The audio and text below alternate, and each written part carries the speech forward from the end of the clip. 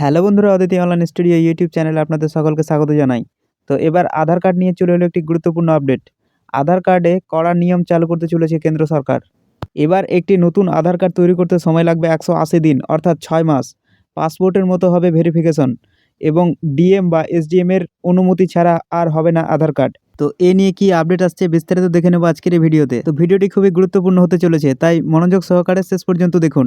এবং ভিডিও ভালো লাগলে লাইক করবেন, আর চ্যানেলে নতুন হলে চ্যানেলটি সাবস্ক্রাইব করতে ভুলবেন না। তো চলুন শুরু করি।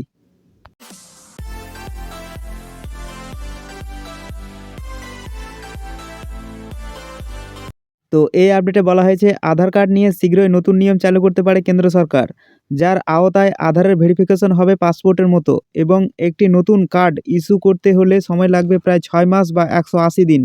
এই আধার কার্ড নাগরিক হওয়ার পরিচয়পত্র না হলেও এটি বর্তমানে আম আদমির অধিকার। কারণ বিভিন্ন যোজনা থেকে শুরু করে ব্যাংক, এলপিজি অফিস সর্বত্রই আধার কার্ডের মাধ্যমে পরিষেবা পাওয়া যাচ্ছে। তাই আধার কার্ড তৈরি নিয়ে কিছুটা কঠোর মনোভাব নিল কেন্দ্রের মোদী সরকার। আধার কার্ডের জন্য নতুন ব্যবস্থা চালু করতে চলেছে কেন্দ্র। এর আওতায় নতুন আধার কার্ডের জন্য আবেদনকারীদের ভেরিফিকেশন করবে রাজ্য সরকার। অর্থাৎ আপনারা নিশ্চয়ই জানেন যে আধার কার্ড এখন কতটা গুরুত্বপূর্ণ ডকুমেন্টস। এখন যে কোনো সরকারি পরিষেবা পেতে আধার কার্ড থাকা খুবই জরুরি।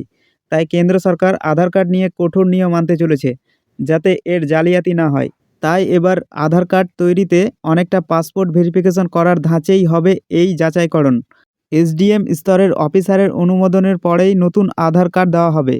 আগে ইউআইডিএআই এর তরফে এই ভেরিফিকেশন করা হতো। নতুন নির্দেশ অনুসারে এই প্রক্রিয়া শুধুমাত্র 18 বছর পার করা ব্যক্তিদের জন্যই প্রযোজ্য হবে। অর্থাৎ এই নিয়মটা 18 বছর পার করেছে যারা, তাদের জন্যই প্রযোজ্য, বাচ্চাদের জন্য নয়। একবার আধার কার্ড তৈরি হওয়ার পর স্বাভাবিক প্রক্রিয়া অনুযায়ী সব ধরনের আপডেটও করতে পারবে। একই সঙ্গে যাদের আধার কার্ড রয়েছে তাদের জন্য নতুন নিয়মের কোনো বালাই নেই। এবার বলা হয়েছে রাজ্য সরকারের অনুমতি বাধ্যতামূলক। নতুন নির্দেশ অনুযায়ী সরকার আধার আবেদনের যাচাইয়ের জন্য জেলা স্তরে অতিরিক্ত জেলা ম্যাজিস্ট্রেট এবং মহকুমা স্তরে এসডিএমকে মনোনীত করতে পারে। এই আধিকারিকদের দ্বারা অনুমোদনের পরেই নতুন আধার কার্ড ইস্যু করা হবে। নতুন আধার কার্ড ইস্যু করার জন্য শারীরিক ভেরিফিকেশনের প্রয়োজন হবে। এক্ষেত্রে আবেদনকারীকে জেলার মূল পোস্ট অফিস বা অন্য আধার কেন্দ্রে হাজির থাকতে হবে। অর্থাৎ এবার থেকে নতুন আধার কার্ডের আবেদন করলে সেটি ডিএম বা এসডিএম এর অনুমোদনের পরেই তৈরি হবে, এবং যখন আধার কার্ড তৈরি হবে তখন ফিজিক্যাল ভেরিফিকেশনের সময় আবেদনকারী ব্যক্তিকে সেখানে উপস্থিত থাকতে হবে। এই আধার কার্ডের প্রক্রিয়া সম্পন্ন হতে 180 দিন পর্যন্ত সময় লাগতে পারে। এই নতুন নিয়মের আওতায় একটি নতুন আধার ইস্যু করতে 180 দিন পর্যন্ত সময় লাগতে পারে, কারণ আধারের আবেদন করার পর ইউআইডিএআই ডেটার গুণমান পরীক্ষা করবে এবং তারপরে পরিষেবা প্লাস পোর্টালে আবেদন পাঠাবে। এসডিএম পোর্টালে সেই আবেদনের যাচাই করা হবে। তারপর আবেদনকারীর জমা দেওয়া সমস্ত নথি যাচাই করা হবে। এরপরে এসডিএম এর স্তর থেকে আধার ইস্যু করার অনুমতি দেওয়া হবে। যদি কাগজপত্রে কোনো ভুল পাওয়া যায় তবে আবেদনটি বাতিল করা হবে। এরপরে বলা হয়েছে আবেদনকারীর উপস্থিত থাকা বাধ্যতামূলক।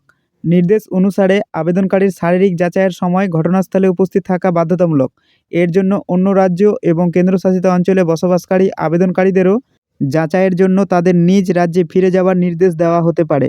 অর্থাৎ যদি কেউ অন্য রাজ্যে কাজ করতে গিয়ে আধারের আবেদন করেন, ফিজিক্যাল ভেরিফিকেশনের জন্য তাকে আবার নিজের রাজ্যে ফিরে আসতে হবে। তো এমনই নিয়ম চালু করতে চলেছে কেন্দ্র সরকার। তো আধার কার্ডের এই নিয়মটি চালু হলে জনগণের সুবিধা হবে না অসুবিধা হবে, কমেন্টে জানাতে কিন্তু ভুলবেন না। আর ভিডিওটি ভালো লাগলে একটি লাইক করবেন, আর চ্যানেলে নতুন হলে চ্যানেলটি সাবস্ক্রাইব করে পাশে থাকা বেল আইকন প্রেস করে নোটিফিকেশন অল করে রাখবেন, যাতে এই ধরনের আপডেট আপনার মিস না যায়। তো দেখা হচ্ছে নেক্সট ভিডিওতে। ধন্যবাদ।